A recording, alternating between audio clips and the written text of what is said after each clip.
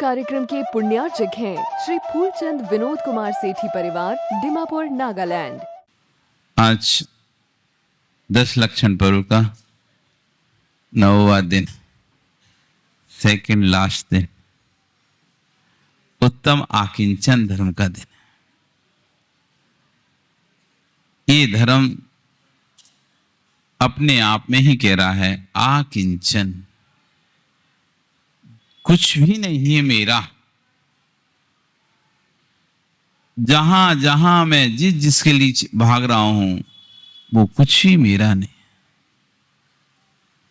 आज संप्रदान शक्ति का दिन है। संस्कृत में 7 कारक होते हैं, 6 कारक होते हैं। एक संबोधन, कर्ता ने कर्म को करण से संप्रदान के लिए अपादान से अलग, अधिकरण संबंध में पेपर, अधिकरण काकी के संबंध काकी के नानी रे, अधिकरण में पेपर और संबोधन हे वो हरे।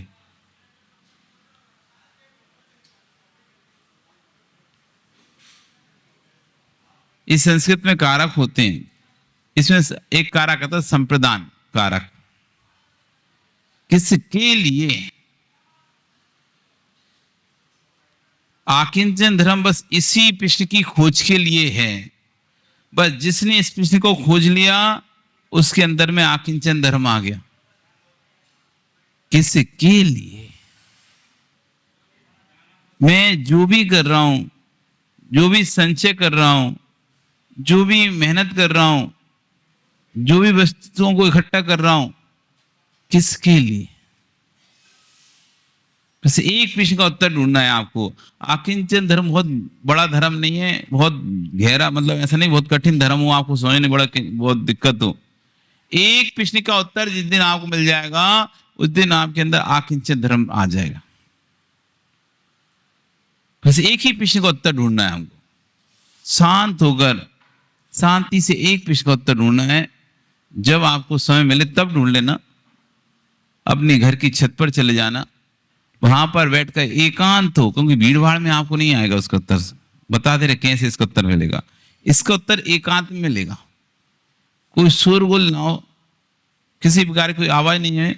उस समय आप अपने आप से पूछना, ये जो भागम दौड़ चल रही है, भागम भाग चल रही है, जो जीवन की इस संसार की रेल दौड़ में हम रेस में जो भाग रहे हैं और बेहताशा भाग रहे हैं, वैसी स्थिति है जैसे एक व्यक्ति को कहा गया, एक राजा ने एक घोषणा कर दी कि जिसको जो जितनी जमीन चाहिए उतनी जमीन नाप ले।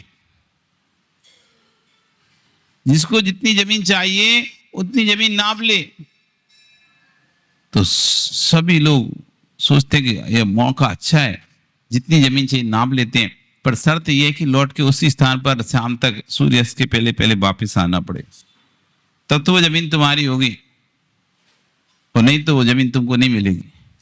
इसलिए जितनी नापना है नाप लो, पर शर्त यह है कि सूर्यास्त के बाद वापस, सूर्यास्त के पहले पहले आपको उस स्थान पर, जिस स्थान से आप प्रारंभ किए उस स्थान से आपको चलना पड़ेगा।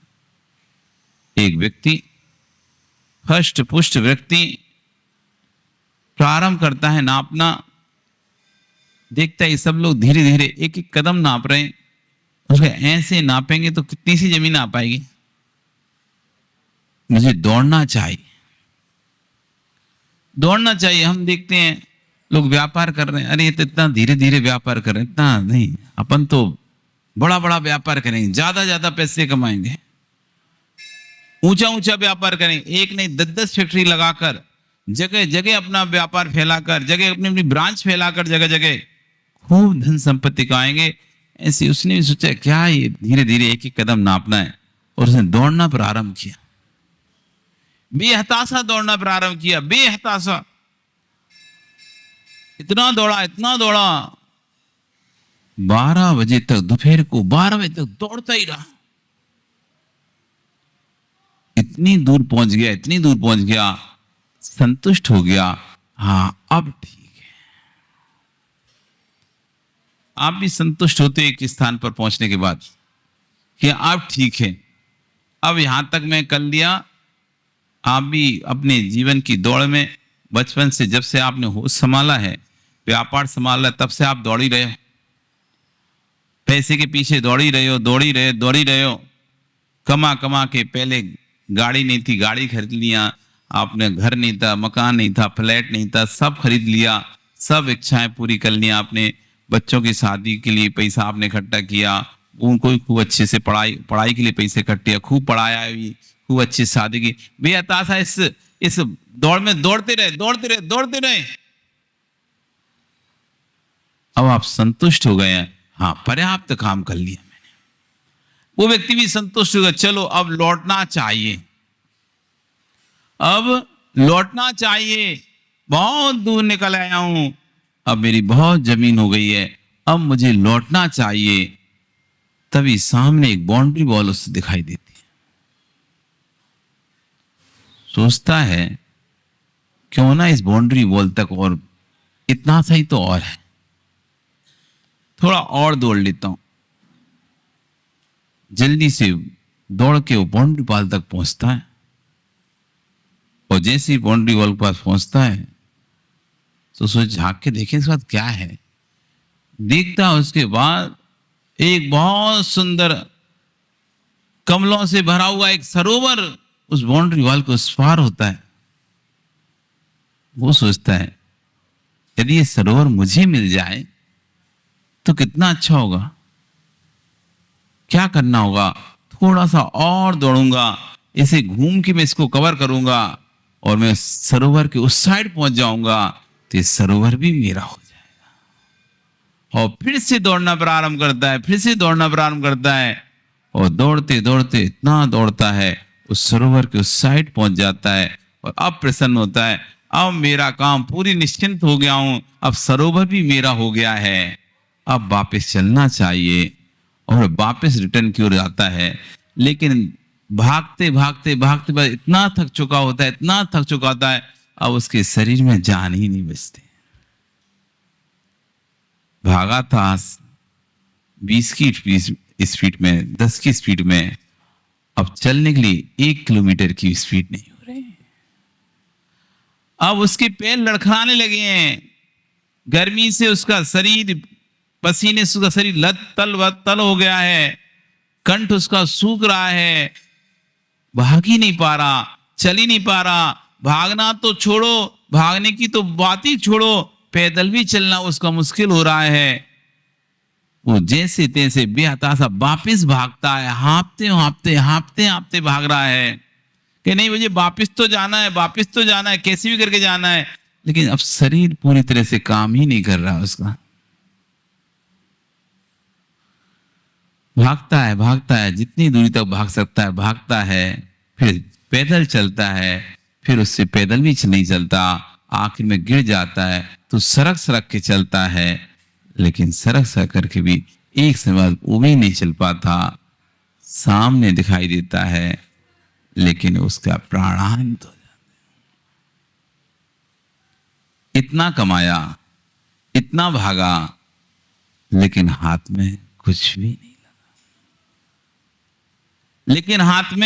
नहीं लगा, क्योंकि अपने गंतव्य पर वापस लौट ही नहीं पाया।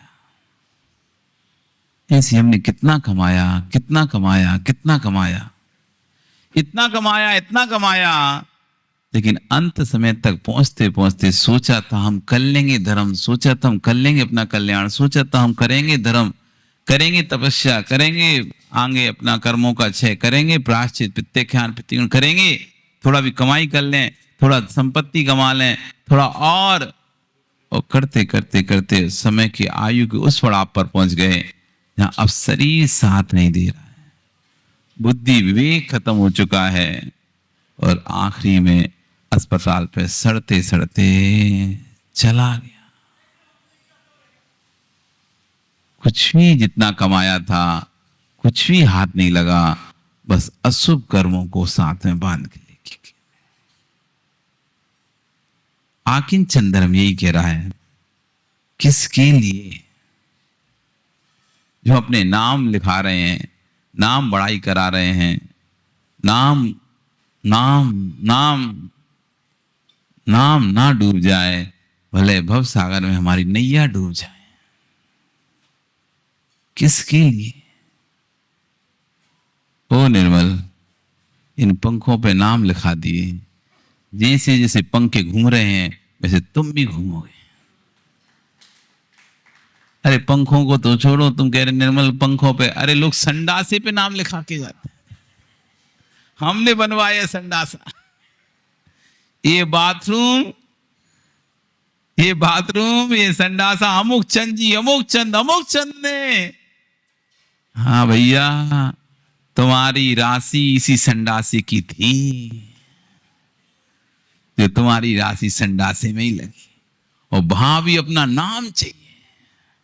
आप देखो, व्यक्ति संडासे में भी दान दे रहा है तो वहां भी एक पटिया लगवा रहा है कि बाथरूम हमने बनवाए। अरे बहुत बड़ा काम किया तुमने। आकिंचन धर्म आ जाता, ये पटिया किसी के नहीं बचे। एक दिन ये जो भवन दिखाई दे रहा है, कोई आएगा कहेगा अब ये पुराना हो गया है, अब ये जीर्ण हो गया है, छोटा पड़ने लगा है, इसको तोड़कर नया बनाते हैं।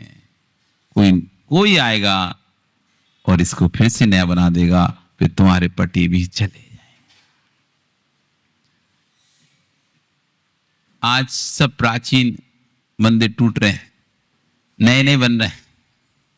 प्राचीन जीर्णोद्धार के नाम से प्राचीन मंदिरों को तोड़कर नया मंदिर बनाया जा रहा है। उस पर जिनने पट्टियां लगाए थे बड़े लड़ झगड़ के लगवाए होंगे, मारा कुट्टी करके भी हो सकता है लगवाए हो पट्टिया के पीछे लड़ाई झगड़ा किया हो, ना जाने कितना कसाई हुआ हो, और सालों सालों तक बैर बांध के भी रखे होंगे। लेकिन नई पीढ़ी आई, उसने मकान वो मंदिर ही हटा दिया, ले तुम्हारा पटिया गया, हमारा पटिया, अब नए लोग आएंगे, नया पटिया, नया सब कुछ होगा। किसके लिए? आकिंचन धर्म कह रहा है, मेरे आत्मा के अलावा कोई भी मेरा कोई भी नहीं।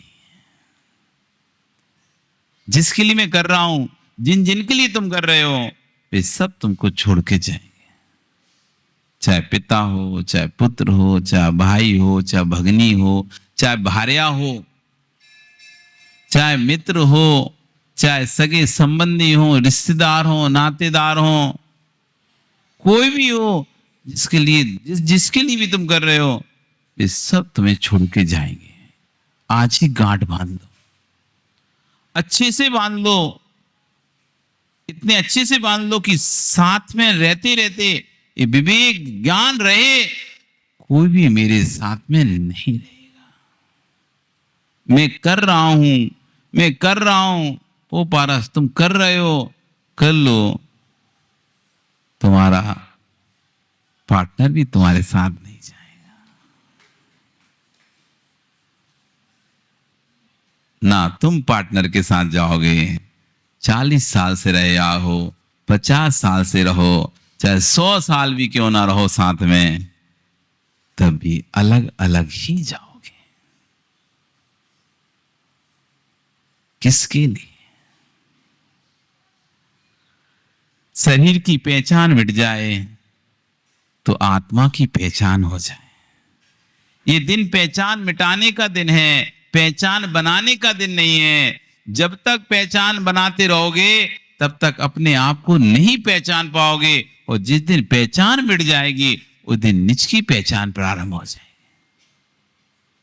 जब तक बाहर में पहचान बनाने की भाव बने रहेंगे तब तक अंदर की पहचान नहीं हो सकती। भूता दृष्टि समझने की आवश्यकता है, तुम कौन हो इसे जानने की आवश्यकता। कौन हो नवीन? क्या नाम तुम्हारे पिताजी का? सीलचंद जी। सीलचंद सेठी के पुत्र हो? कौन हो तुम? नवीन। तुम नवीन हो? नवीन, तुम नवीन हो कि प्राचीन हो? नवीन, तुम नवीन हो या प्राचीन हो? मतलब अभी अभी के हो या पहले से हो? कब से हो तुम नवीन? हैं? जब से जन्म हुआ तब से तुम नवीन हो। मतलब जब तुम पैदा हुए थे तो तुम्हारे पिताजी शीलचंद जी ने ओ छवि जी कहाँ कह गए, तो छवि बोले थे कि नवीन पैदा हो गया, नवीन आया, नवीन आया, क्या बोले थे हैं? नवीन बोले थे। तुम तो जन्म से नवीन हो, तो जब पैदा हुए होगे तो नवीन पैदा हो गया, नवीन पैदा हो गया, ऐसा बोले थे क्या? तो क्या बोले थे? तुम कौन हो? क्योंकि तुम जब इनसे नवीन होते तो फिर यही कहना पड़ता नवीन पैदा हुआ है, नवीन का जन्म हुआ, नवीन का जन्म। तब तो किसी ने नहीं कहा कि नवीन का जन्म हुआ है। तुम कब से हो नवीन? कब से हो? जब से जन्म लिया तब से? मतलब तुम नवीन नहीं हो ना, कि नवीन हो? क्योंकि तुम जन्म लिए थे तब तुम नवीन नहीं थे। बाद में लोग तुमको नवीन बोलने लगे, तुम अपने आप को नवीन स्वीकार करने लगे। पहले तो तुम नवीन नहीं थे। क्या थे? कौन थे? सुरेश? सुरेश हो तुम? पक्का? कब से हो ये सुरेश? जन्म हुआ तब से सुरेश का जन्म हुआ था या एक जीव द्रव का जन्म हुआ था? किसका जन्म हुआ था? जीव का जन्म हुआ था या सुरेश का जन्म हुआ था? प्रथम तो कह रहे सुरेश का जन्म हुआ। मैं जन्म से ही सुरेश हूं। मैं कौन हूं? इस पर्याय में एक नाम दे दिया। तुम्हारे पिता ने तुमको नाम देके बताओ अच्छा किया बुरा किया?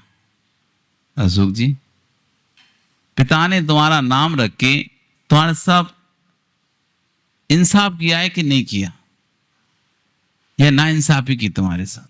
इस कार्यक्रम के पुण्यार्जक थे श्री फूलचंद विनोद कुमार सेठी परिवार, डिमापुर, नागालैंड।